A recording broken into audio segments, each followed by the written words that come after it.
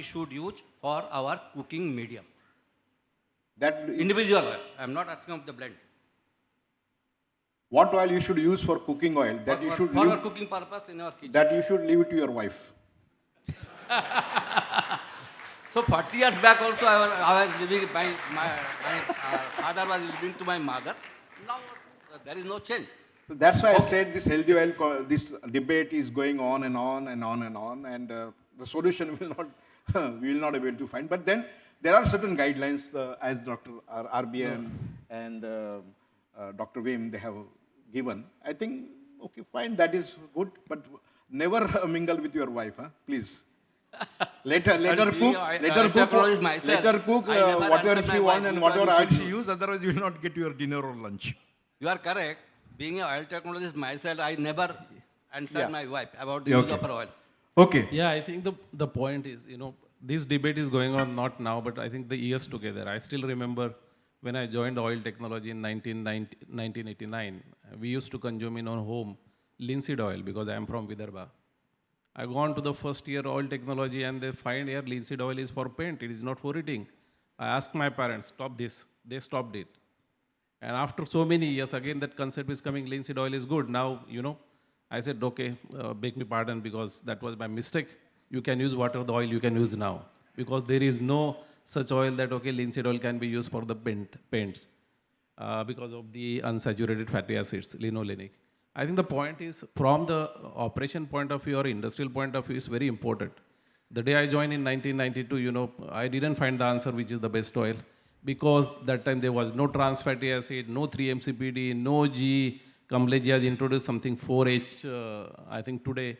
So I'm actually, wonder what is the best thing, right? And when you go into the industry, we talked about, couple of years back, we talked about, the regulations on the 2 trans. Now they are talking about because we worked in the Bungay and we are talking about the 3-MCPD G less to be 2.5, the G to be less than 1.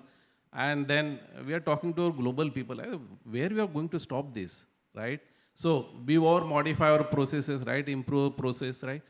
I think my, the individual opinion here is the oil at the time of cooking, if it is not rancid, you can use the oil. And the oil which you use, the local oil, like Junjunwala has said, right? I think the local oil, because something, the nature has created, right? That oil is a requirement of that area. So not on the technical side, but, as a common perception, my opinion, individual opinion, not as a Bungay India, is something like, you can eat the oil which you can digest. Definition of digestion is something like you can digest and you can feel easy and or the light, and that's the oil you should use it, right? So we use soybean oil, sunflower oil, and combination of different oils altogether. The thing happens, right? On the Kachi Ghani side, I think the Kachi Ghani, the FFH, the varies from 0.5 to up to 1%, 1.5%, 1.2%. We deep fry, but I think if you look at, a lot of people in the North India or the East India, they consumed it and they liked it, right? Earlier also there was the oil, people used to crush the oil for, throughout the year, they, put it into the one tin and, keep it into the, something like as a store. And they used to use the oil for years, the months together. They were not something like, they never talked about the, oil, which oil is healthy oil. I think this debate will continue as long as we are, we will grow because there will be another contaminants which will take place, right? A basic oil, my opinion is something like the oil which is fresh, not rancid, well processed, whether it is the, and, again, if you go on to the smoke points, probably, we have a lot of debate if the groundnut oil can have the, better smoke point and if you can use it. I think that's from my side, Kamleji. Yeah, thank you. Thank you. I think the time is up for this first topic.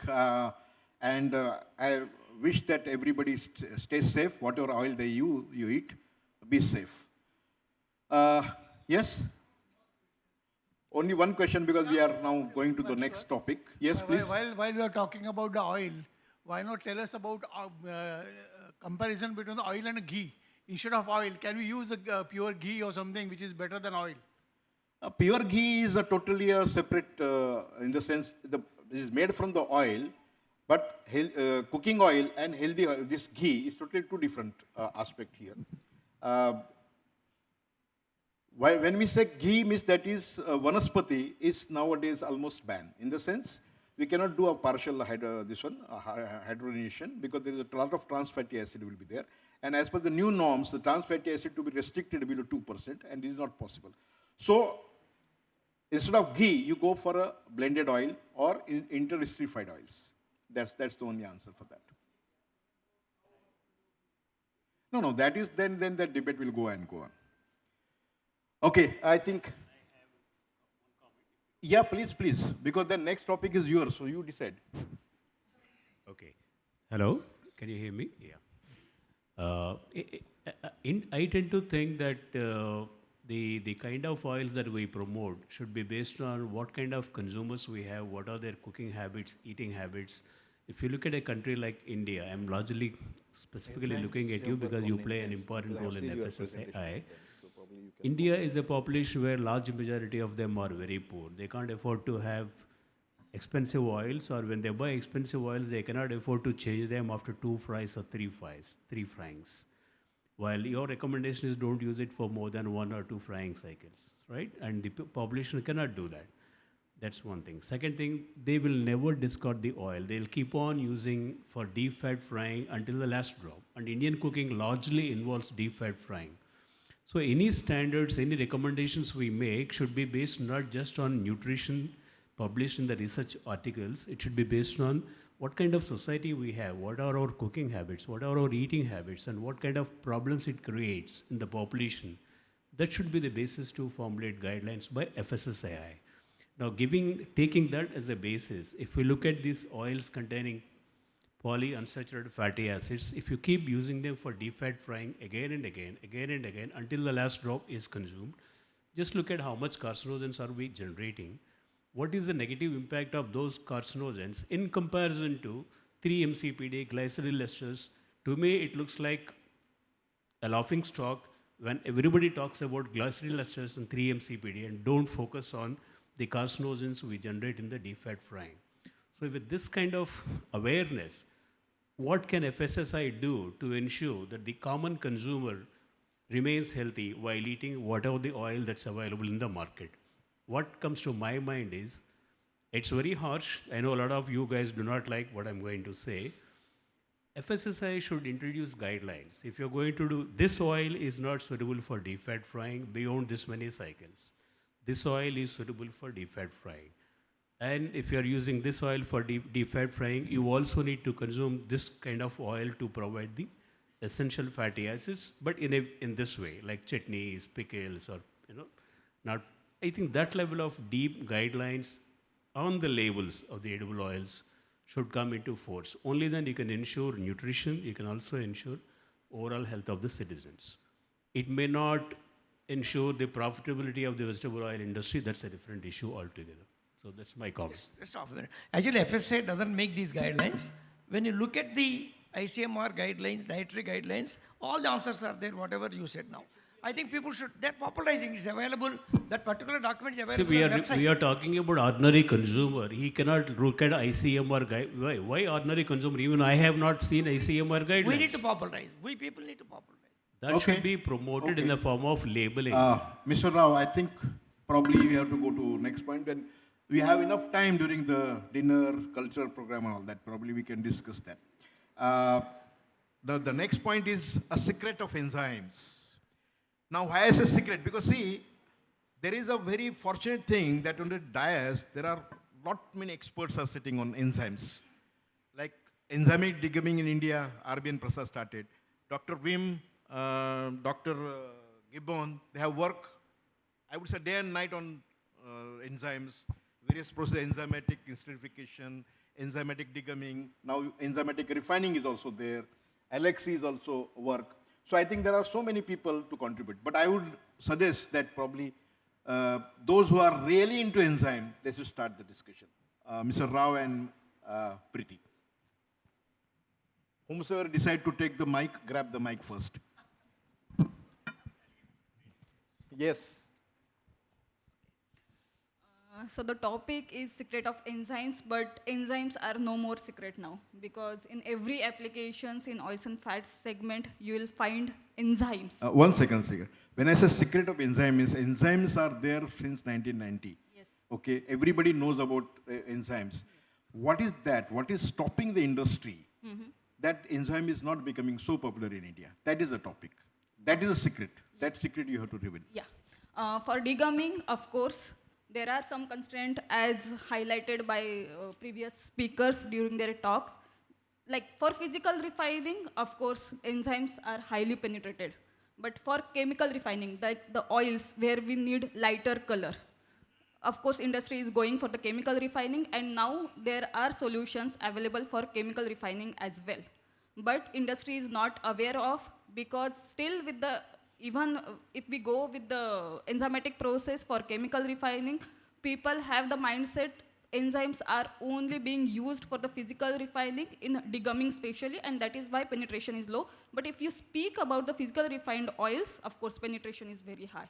And other oil segments like interesterification, of course, globally there is high penetration, but in India, our choices are different. Like we process differently, we prefer batch process over the continuous process, and that is why we do not have any penetration in other applications. And in oleochemical segment, of course, now there are enzymatic solutions available, and those solutions are even commercialized. So slowly, enzymes are getting penetrated in each and every applications in oils and fats segment. Dr. Rao, maybe you can add. I can say what enzymes can do and what difference enzymes can make, either it is physical refining or in chemical refining.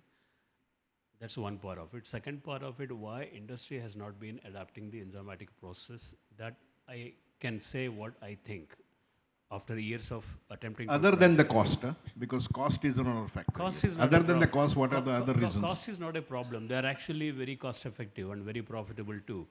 I think the first problem I tend to think why the industry doesn't look at the enzymes is the vegetable oil refining industry has not seen any innovation in the last 40, 50 years. It is still the same refining process going on. Maybe all the innovation is happening in the utility consumption. Make the equipment more energy efficient, reduce the electricity consumption, steam consumption, but the basic steps are same. Same standard degumming, standard neutralization, standard bleaching, standard deodorization. So the minds of the industry people, I think they are not tuned to innovating things in the soft oil industry. If you look at the rice bran oil industry, in 2001, there was hardly any high quality rice bran oil, refined rice bran oil produced in this country. Today, almost about 85 to 90% of rice bran oil produced in the country is high quality refined rice bran oil. You know how this transformation happened in the last 20 years? Because they did not have a set process. They had to struggle very hard to solve every single problem at every single step. So everybody became innovative. A lot of innovation kept on happening. Even now, as we are talking, innovations are happening in the rice bran of refining industry. People are very open to change their process, open to adopt anything new. That kind of attitude to adopt something new, to change the process is absolutely missing in the soft oil industry. I think that's the number one reason why the industry has not adapted enzymes. And just to tell you, to add on to that, about 85% of rice bran oil produced in the country today is refined through enzymatic degumming. Can you believe it? But it's a fact. And any new rice bran refinery coming into the country is based on enzymatic degumming. No refinery comes without enzymatic degumming as a standard step. So that level of flexibility, openness, adaptation, innovation is totally missing in the soft oil industry. That's one part of it. Second part of it, because they are not used to innovation, because they are not used to looking at new things, they have learned to depend upon the industry opinion leaders like Desmet and Alpha Level. If Desmet comes with some technology, then they open their minds and try to focus on that, try to understand what it is. Similarly, if Alpha Level comes and says something, then they have that openness. If an individual like me comes and says, they may not even hear. They may not even hear, forget about paying attention and trying to trying to understand. That's the fundamental problem. I've been trying for the last maybe 2018 onwards, I've been trying to promote enzyme-assisted chemical refining, a process for which we have been granted a patent in India, and nobody pays attention to that. and it makes a huge difference to the alkali refining process. It reduces your, it reduces your consumption of caustic by 40%, reduces your sulfuric acid consumption by 40%, reduces your lime consumption by 60%, eliminates sludge completely in the acid oil recovery process, increases the yield of neutral oil by 0.2%. The phosphorus content of neutral oil is not more than 3 or 4 ppm immediately after neutralization, while your today's process has about 8 to 18 ppm phosphorus after neutralization. You cannot get down to 5 ppm phosphorus before you feed it to deodorizer in your current process, while we deliver 3 to 4 just after neutralization and 0.2% extra yield of oil. So much the savings in sodium hydroxide, sulfuric acid, caustic, the lime alone pays for the enzyme. What about a higher yield of oil? What about a better quality of oil? What about improved quality of effluent?